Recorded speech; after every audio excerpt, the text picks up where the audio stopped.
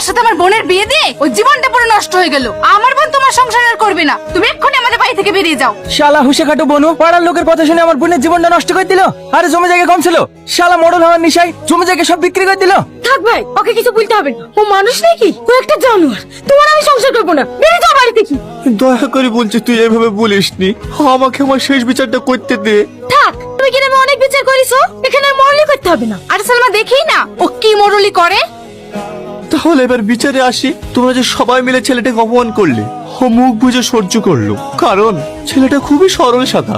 গ্রামের মানুষ যে ওকে নিয়ে মজা করেছে ও সেটা বুঝতে পারেনি, কিন্তু আজ সবকিছু নিঃস্ব হওয়ার পরে ও বুঝতে পেরেছে ও কত বড় ভুল করেছে। তাই বলছি মা, ছেলেটাকে এবারকার মতন ক্ষমা করে দিয়ে ওর সাথে আবার নতুন করে সংসার শুরু করো। দেখিছো দেখিছো ভাই কাশি কি বলছে? আমি ওর মা। তুই রাগ করিসনি, আমি তখন বিচারে না শুনে আসি। আমাকে আমার জীবনের শেষ বিচারটা করতে দে। বাপ, ছেলেটা যখন ভুল বুঝতে পেরেছে তোমার বোনকে বলো না ওর সাথে সংসার করতে। আমি কথা দিচ্ছি, আমি আর জীবনে মরালি করবো না, আর আমার জন্য তোমাকে কারোর কথা কিনতে হবে না। সালমা কি করবি রে? ও যখন ভুল বুঝতে পেরেছে, আমি ওর সাথেই সংসার করব। চলো।